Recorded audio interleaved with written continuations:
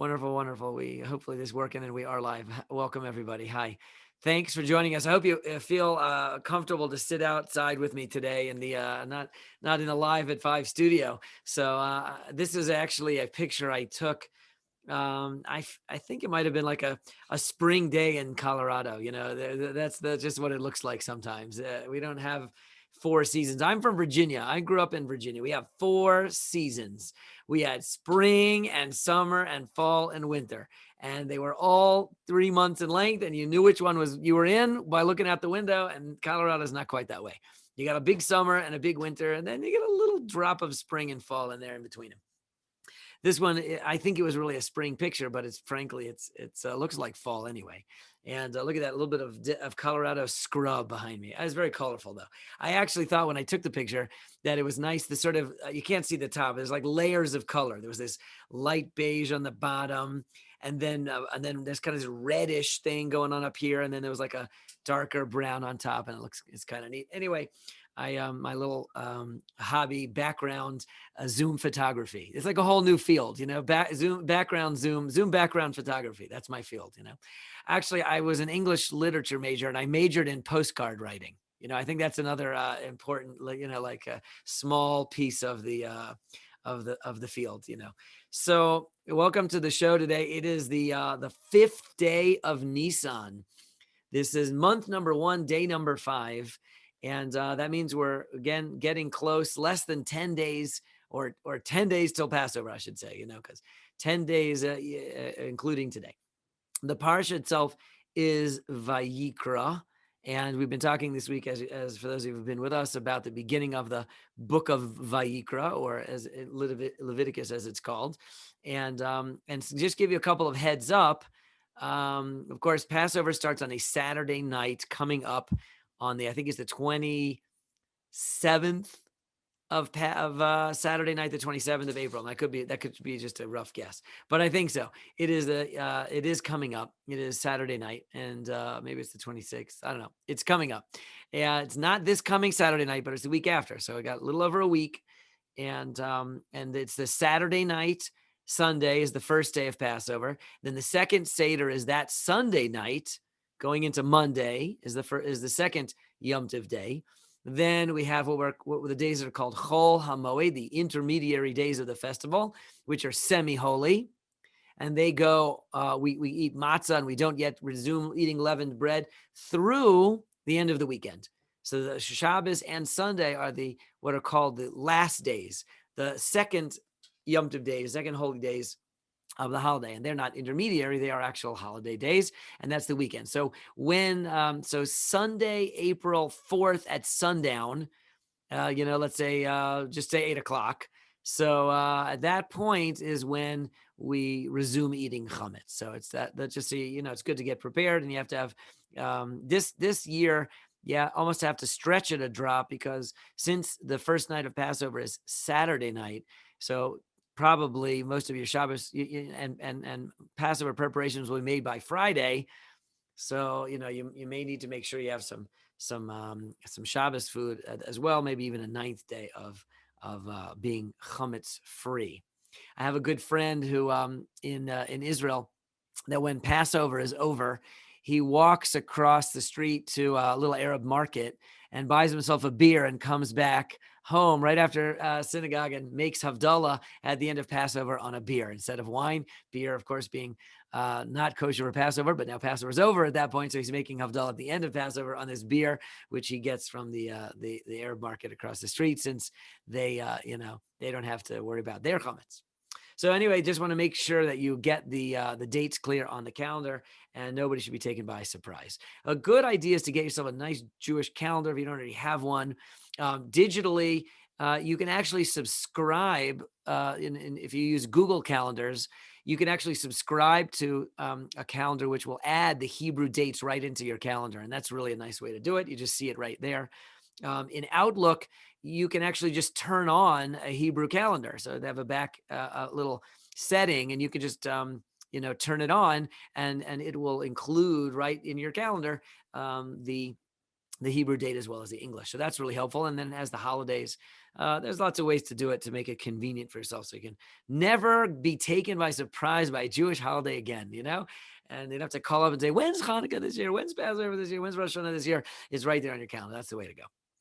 And that it ties back right into the first mitzvah of the that the Jewish people got right when they were getting ready to go out of Egypt, which we said, which was HaChodesh Hazeh Lachem Rosh Chodashim. This is going to be the first of the months, which really means let's sync up our calendars here. Let's make sure we're on the same page. You got to know when to celebrate. Got holidays for you coming up, God says. So here's how to count the days, so you know when the festival begins. Other helpful announcement I thought I would offer is check your accounts for your stimulus checks. Stimulus checks are out. You might just look at little would you know, it's been deposited right in your account. I looked at my account yesterday and boom, there it was. Just had been direct deposited right into my account. And there was a nice surprise. And if you're hoping or expecting one, it may very well be in there already. They are on their way or are already out. I did notice that if you're wondering, there are ways to go onto the irs.gov websites, and you can find it that way. You could put in some information, and they will tell you where your stimulus check is in the process, and make sure you're on track to get it if you're hoping for one. So a nice thing, and it would be. I think that the timing is perfect. Everyone should get a little extra cash before Passover. It's very helpful. Extra expenses, a little money in the pocket. And if you wanted to take a little bit and give it to tzedakah, there is a time-honored custom of helping everybody in the community with the expenses of Pesach. Lots of expenses, lots of preparation, lots of holiday preparations coming up, and it could be expensive. So there's a mitzvah. It's called Mos Chitin, which literally means money for wheat. Because, you need wheat to make matzahs. And so we do wheat money. And people are accustomed to donate that, to share it with those. Everybody can have their everything that they need to make Pesach. I'm not doing a particular collection for that like I did previously. But if you be interested to donate some, I will make sure to get to a good place. There are plenty of other good sources to make a tzedakah gift before Passover if you'd like to. I'm certainly planning to. And I'm happy that the government should foot the bill. Okay, now I wanted to also mention very interesting. I noticed today that Art Scroll Publishers is having a 15% off Passover sale for the next day or so. With use code for ordering online, put in the code PESACH15, PESACH 15. That's the code for 15% off all your Passover orders, and you could get Haggadahs or little things that you need, anything that's relevant to Passover. There's so much published.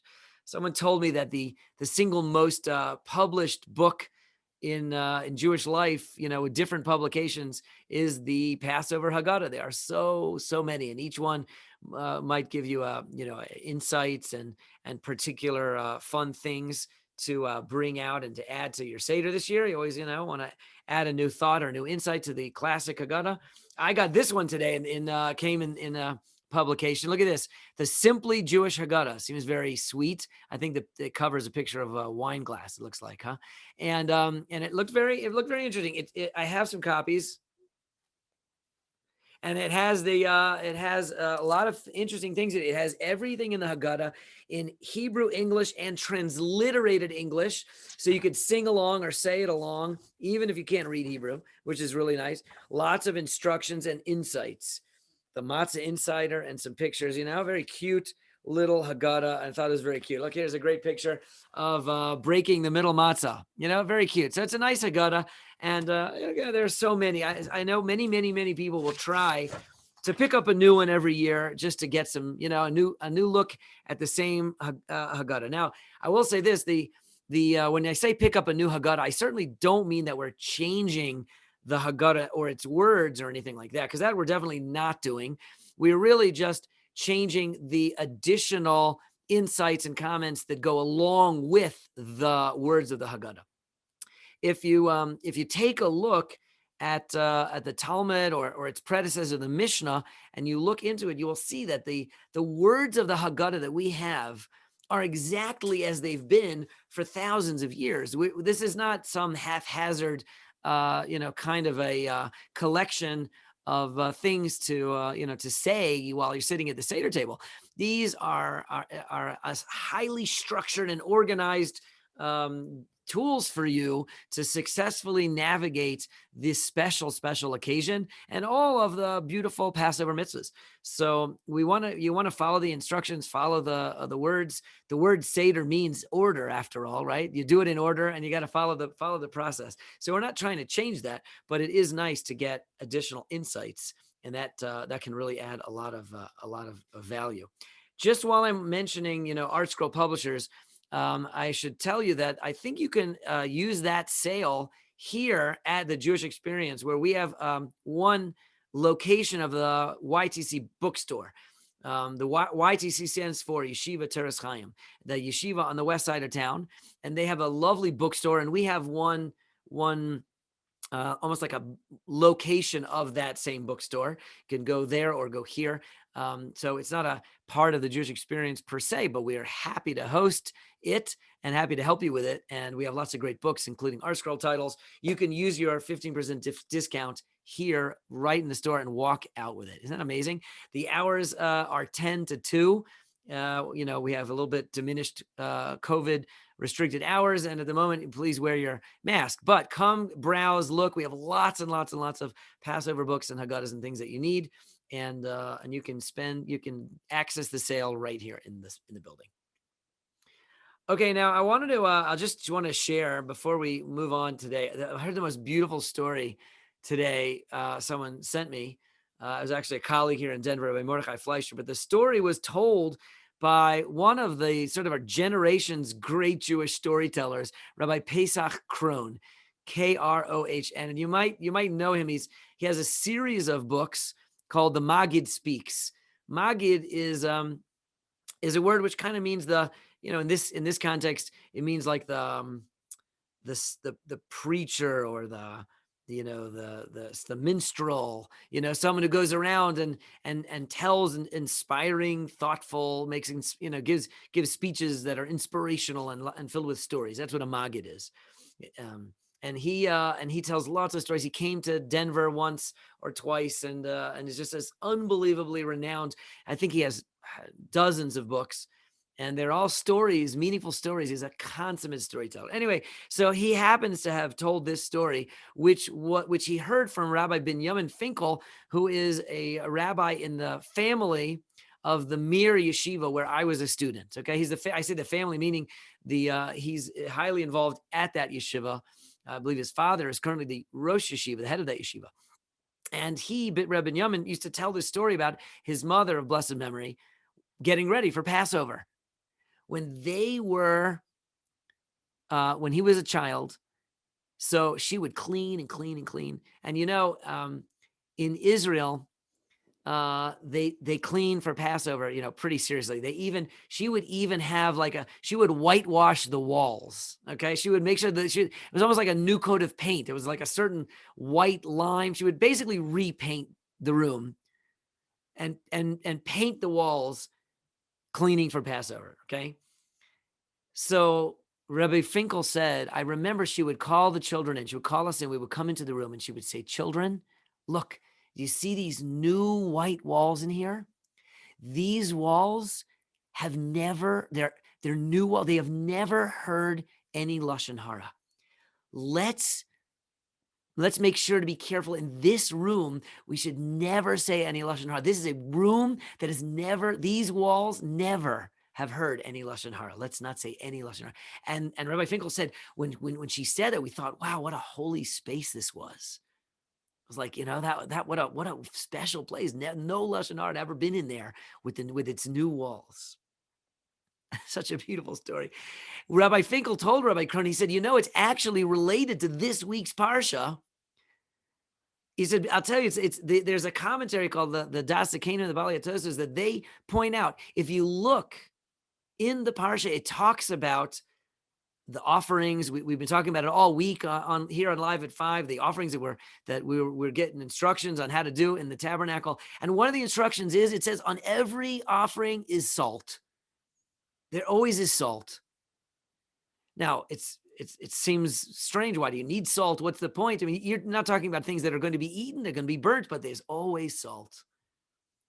And in fact, it says it's a bris melach. It means it's a covenant of salt. There's a covenant of salt here that the Torah says with all the offerings. What's that about? So that commentary explains that salt is a permanent thing. It's used to preserve other things, and it doesn't go off. It doesn't spoil salt. Salt doesn't spoil. So it's like saying it's a permanent thing. So the idea is that when a person brings an offering and they've created that closeness, and they've recreated it. Perhaps they've fixed up something that was wrong. They brought an offering. They fixed it, and you should lock that in. Make that permanent. Every offering should have salt. Why? Because that testifies to the fact that it should last. It should be eternal. It should remain. So here it's like, think about that, like painting the walls and say, we've fixed it up. Anything that we said before, we painted it over. It's gone. These are all new walls. They've never heard any Lashon Hara. No Lashon Hara has been said in front of them. And let's keep it that way. That's the idea. Can you imagine the beauty of a mother telling her child that about their room? We're going to repaint your room. All new, new paint, new coat of paint. And don't mess it up, I actually, for many years, when I was in Israel and I was a starving yeshiva student, I made a couple extra bucks as a painter, a house painter. And I would get one of the other boys from the yeshiva, and we would get jobs. We put up flyers, and we would paint. Now, in our neighborhood that we were in, there was only one color of paint. It was always white. All of the places were only white. So I never had to worry about what color I never had to get two brushes. And we would go paint the place. It was always just repainting the walls white. We would get these big 5-gallon buckets, heavy as the dickens, climb up the stairs, and we would just do the whole place, ceiling, all the walls, every room, one bucket, one job. And we didn't charge much, but for us, it was a lot. And we made a good money. And we would do it if it was in the winter, when Friday afternoon was very short because the sun set early, we would do it. We would paint on Saturday night. And if it was in the summer when the sun set late and we had a big Friday afternoon, we would paint on Friday afternoons. That was the only time we would do it. You had to schedule with us. Those were our only options. And also particularly at that time and in our neighborhood, there was no carpeting. Jews in Israel, I don't know what it is. They haven't discovered wall-to-wall carpeting. I don't know if that's just, they don't find that in the Middle East. Haven't invented it yet there. I don't know. But they have this stuff called blatot. It's like a tile stone floor. And the way that they wash the floor there, this must be like ancient Middle Eastern technology, is they just pour a bunch of water on the floor, and they have like a big sponge called a sponge stick. It's a squeegee stick on a long handle like a broom. And there's a little hole in the floor with a little cap, and you pop off the cap, you push all the water into the hole, and then you put the cap back on, and then you're done cleaning the floor. So instead of using drop cloths, when we were painting the houses, we would just put down soapy water under where we were painting, and then we would paint, and drips would go down into the soapy water, but they would just like float along with the water, and we would just squeegee it into that hole and cover it up, and we were done. That was how you never had a drop cloth. High tech Israeli Middle Eastern house painting. That's what we used to do. A couple of us in yeshiva did it for a couple of years until there was one apartment. Oh, did we blow it? Oh my gosh. So there's two types of paint, basically. There's water-based and there's oil-based. Now, you should be consistent. If you have one on the wall, you should only put that kind on the wall on top of it. Let me just tell you, I know. Because one time, this one fellow is someone who a rabbi I had a lot of respect for, and he hired me to paint his new place. And and so we looked at it, and he said, is this water-based or oil? And I looked at it with my tremendous wealth of painting experience. And I said, oh yeah, that's water-based. Yeah, water-based. Yeah. So I was wrong, dead wrong. So it was oil-based. So I painted water-based things, and we did the best job we could, but we did it at night. And in the morning, okay, this was like a long room with windows only at one end. And as soon as the sun came up, you could see every brush stroke on the wall on both sides without fail. And it looked so bad, so bad. So this rabbi, to this day, I'm amazed. He was so sweet about it. He didn't even, I don't even think he said anything. He told me there was a problem. He didn't ask for a refund. he just hired some other painters and he just had it repainted. He had it fixed. And, we tried, he and his wife, I think he like personally sanded down every bit of paint I put up there incorrectly on his walls. And then he hired somebody to repaint it.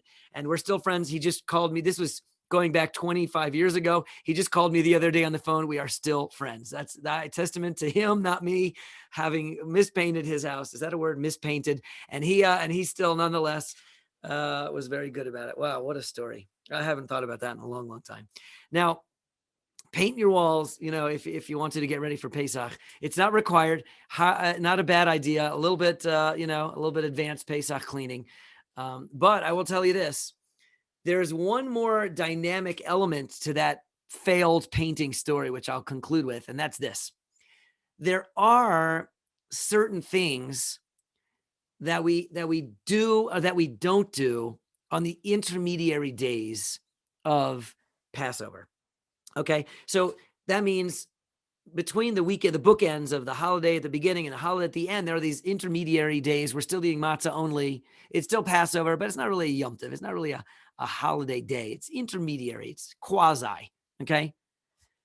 But you're not supposed to like treat it like, it's not the time to be doing DIY around the house. It happened to be that when he asked me to paint his place, it was one of those quasi times when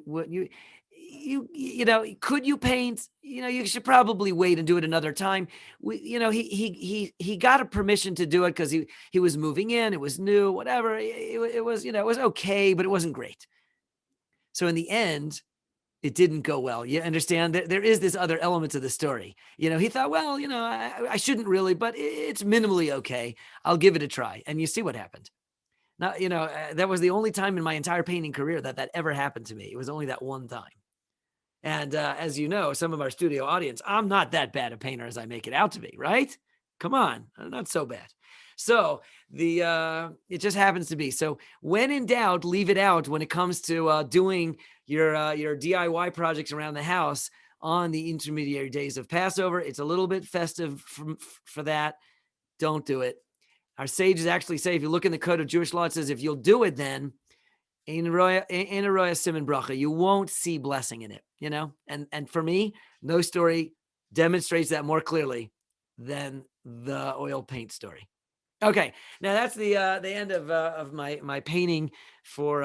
But this idea of a bris melach is really a very beautiful idea. The covenant of salt. Again, it is an important part of the parsha. There's two things that interestingly that the parsha says about the offering. So we've begun to talk about them. We'll talk more next week too. The offerings that are going on the altar in the temple all the time. And one was that they were not allowed to have any sweeteners, no honey, no dates. No, they used to have date honey and no sugar, no sweeteners, and salt. They were savory. They weren't sweet, I guess. So why is that? The Torah actually says that, if you would, the fragrance anyway is so good. The fragrance is so good that if you'd put sweetener in there as well, people literally, they wouldn't know what to do with themselves. They wouldn't be able to resist the smell. It would be so amazing. The smell was gorgeous. It was a fantastic smell. And they never put any sweetener in it. And the Torah actually forbids that. And then it says salt, though, is mandatory. Now, in part, because we said this permanent idea that there is a permanence to it. Salt is a symbol of permanence. It doesn't spoil. It preserves things. It doesn't spoil. So the idea of a covenant of salt is a very beautiful idea, which means that even though what is a covenant after all? It's a very, it's archaic sounding word, a covenant. I don't have any other contexts in my life in which I make covenants really, right? Except for my homeowners association. That might be the only other one. It really means a deal. It means like a deal. We're in a deal. You make a deal with each other, a contract or a deal. And and God, as it were, says, I have a deal of salt with you. It's my word is my bond, and it's salt. It doesn't mean it's salty or it stings. It means it's permanent. It can't rot. It will never go off. It won't ever come to an end. And that's really a beautiful and important part. Now, unfortunately, the offerings and the opportunity to bring the offerings, as we've been discussing, of course, has come to an end.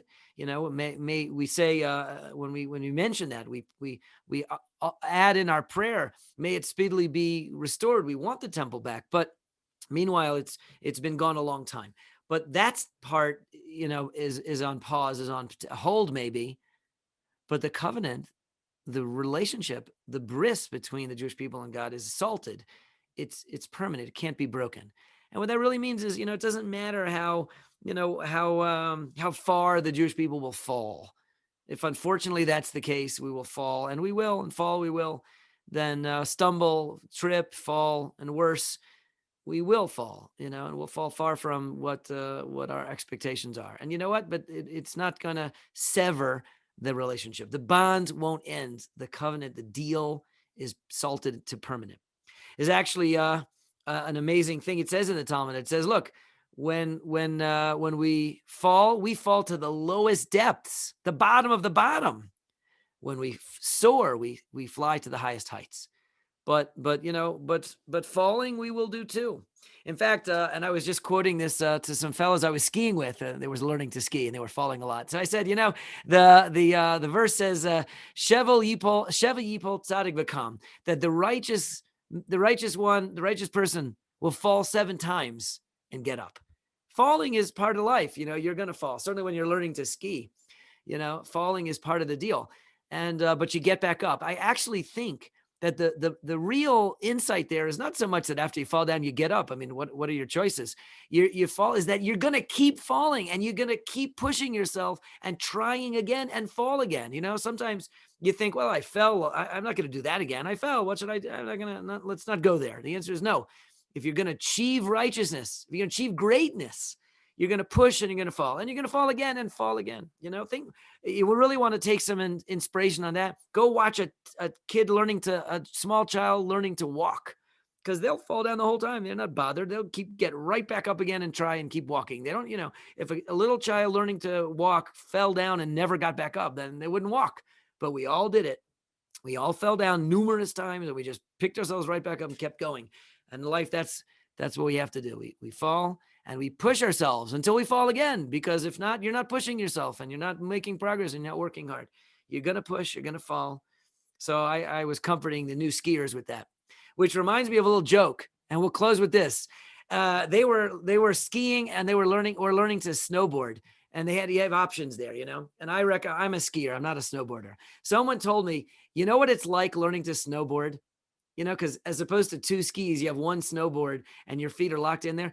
Learning to snowboard is, imagine that a giant is holding your legs and going like this. Because that's what it is. You're either falling forward or falling backwards this way. Not worth it. You're not kids anymore. All right, folks, that's my show for today. Have a wonderful rest of your day and week. Tomorrow, God willing, a little zoom into Shabbos at 6 p.m. for those who want to join us. Otherwise, we'll see you Monday again on Live at 5. Have a healthy day and a holy day.